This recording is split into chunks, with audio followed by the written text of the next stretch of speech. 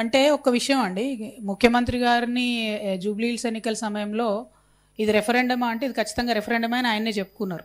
ఒకటి. రెండు, Jubilee hills ఎన్నికల్లో గెలిచేది ఎవరైనా కూడా ప్రజలకు ఫరక్ పడదని నేను ఇప్పుడు కూడా నమ్ముతున్నా. బీఆర్ఎస్ గెలుస్తా కాంగ్రెస్ గెలుస్తా నాకైతే తెలియదు.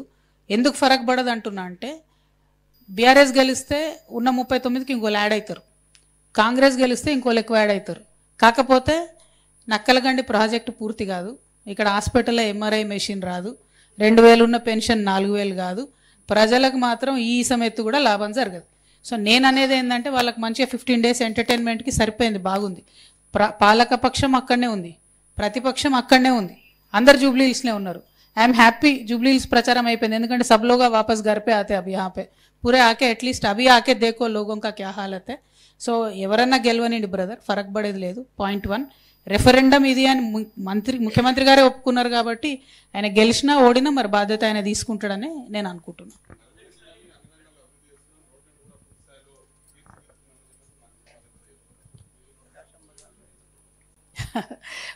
చెప్తున్నా కదా, మైక్రో లెవెల్లో చాలా ఇష్యూస్ ఉన్నాయి నల్గొండలో.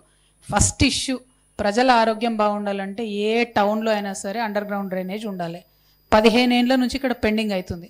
మరి ఇక్కడ మంత్రివర్యులు అయితే ఈయన చాలా పాపులర్ మంత్రివర్యులే, గట్టిగా మాట్లాడి పని తీసుకోదగ్గ వ్యక్తే అని మేమైతే హైదరాబాద్లో అనుకుంటాం. మీ నల్గొండలో ఏమనుకుంటారో నాకు తెలియదు కానీ మరి అట్లాంటి వ్యక్తి కాబట్టి తక్షణమే immediate focus under ground drainage మీద పెట్టండి. మీరు రోడ్ లేసుడు కాదు, రోడ్ కింద కూడా మురుగు ఎట్లా పోతుంది అన్నది చాలా ఇంపార్టెంట్.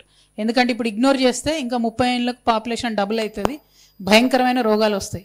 కాబట్టి మీరు రోడ్ల మంత్రిగా ఉన్నారు కాబట్టి రోడ్ల కింద వ్యవస్థ ఫస్ట్ బాగా చేసి మీద రోడ్లు వేస్తే బాగుంటుందని నేను కోమటిరెడ్డి అన్న గారిని రిక్వెస్ట్ చేస్తున్నా. అంటే ఇది ప్రజల ఇష్యూ, నా పర్సనల్ ఇష్యూ కాదు, ప్రజల ఇష్యూ కాబట్టి నల్గొండలో డెఫినెట్గా అండర్ గ్రౌండ్ డ్రైనేజ్ ఉండాలి. ఒకటి. రెండు, ఇక రోడ్ల విషయంలో నాకు చాలా విషయాలు తెలిసినాయి.